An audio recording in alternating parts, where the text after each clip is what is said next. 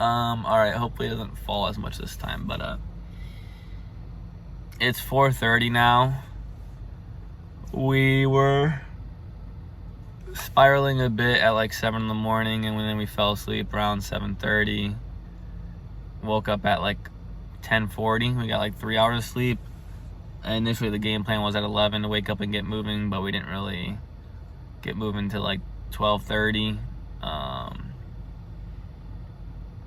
I'm just really thankful, and I'm just really thankful and emotional right now, and I feel a little bit of a life high. I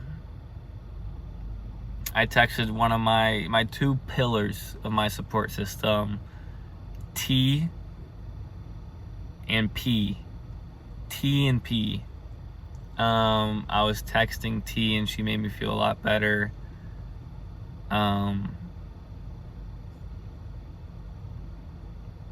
And then I went to go play pickleball with P. And I told him a little bit how I was spiraling this morning. Okay, super quick side note. I'm at my old high school, about to hit the track. There's a lot of cars here. And I see a ton of people leaving the track. Is there fucking track practice? Is cross country going on yet? I was like, it's August. I felt a pimple. Fuck, dude. I mean, I'll go scope it out. Okay.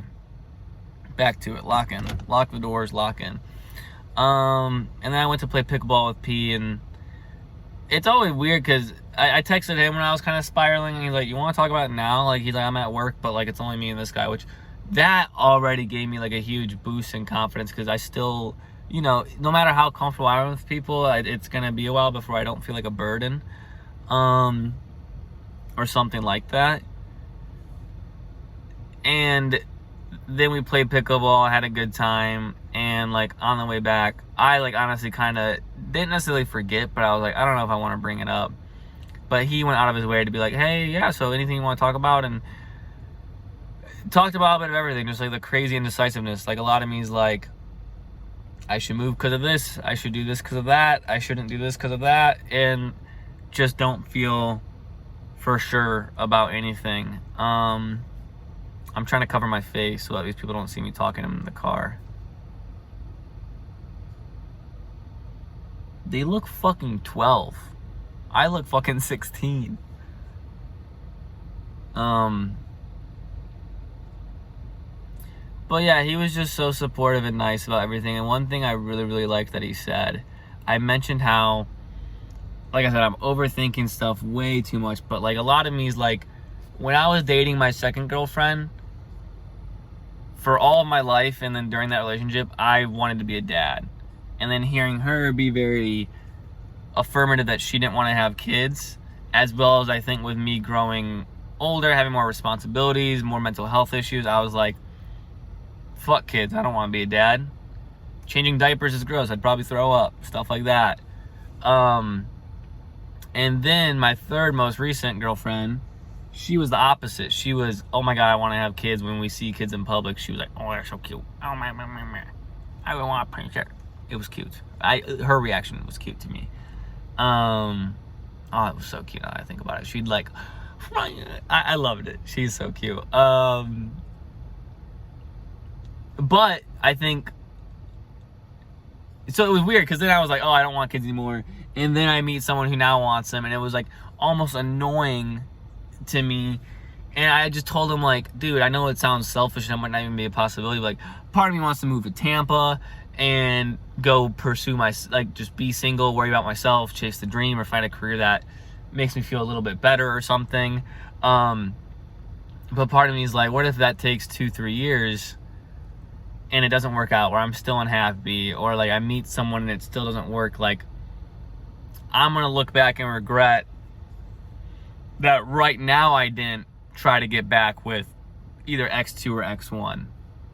I'm like, what if in 1 year or 5 years from now I look back and I'm like, okay, I don't want kids, and I'm gonna say, hey, girlfriend number 2, is the one for me. And if I do want kids, I'm going to say girlfriend number 3 was the one for me, because I literally still view them both so highly and have so much love for them. Like, I think both of them, more so girlfriend number 2, I really truly did. I truly did have times where I thought she was going to be my partner for life. I mean, and I hate saying that because we didn't even live together. So, like, to me, I'm like, oh, we weren't that serious. But, like, I don't know. You can be pretty serious without living together, in my opinion. Yeah, I even had, like, I said, we didn't even live together. I didn't have an engagement ring or anything. But I literally had a plan of how I would propose to her. Excuse me. Which I can't say about the other 2 girlfriends. But I also think, life-wise, I don't know, some things with girlfriend number 3 lined up more. So, I don't know. I just said, I'm going to regret it. Like, years from now, I think there's a chance I look back. And he was like, yeah, but you could also say, what if... Like I said, that might not even be an option. It might be where if I reach out to either of them, they'd say, fuck you, eat shit.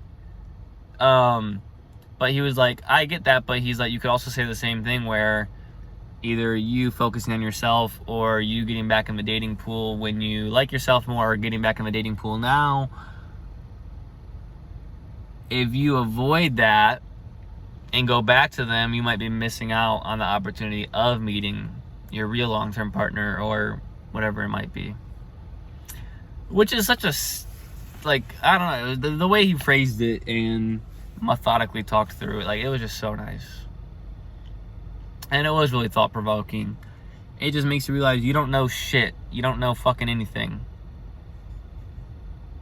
You're always one decision away from a crazy different life, but you don't know how crazy different. You don't know what decision.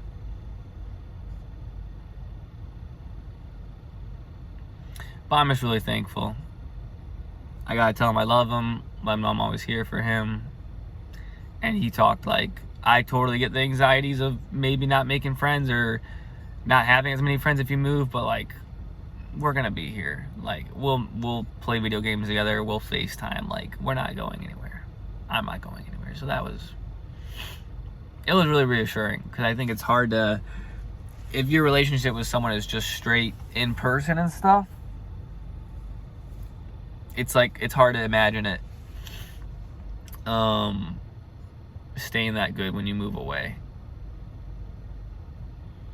And I think I was feeling insecure because I called one of my friends last night on my way to Pato. Not to cry to him and say I'm fucking miserable, but just to check in on him. His mom passed away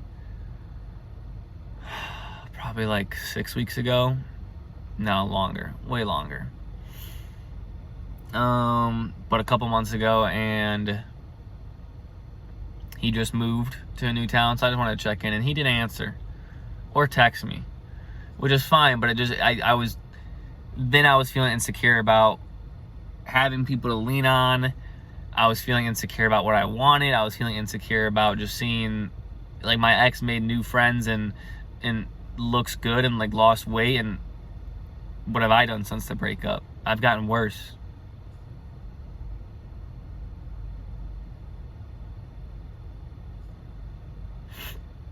Not better.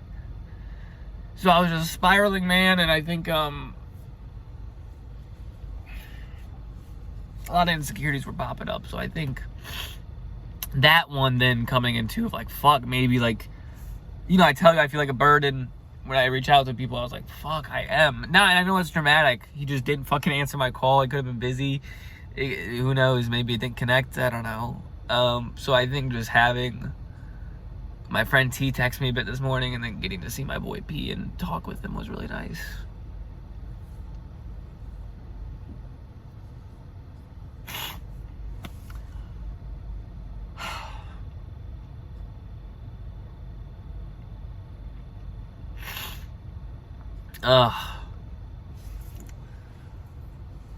So yeah, that's the update. This was a longer one than I expected.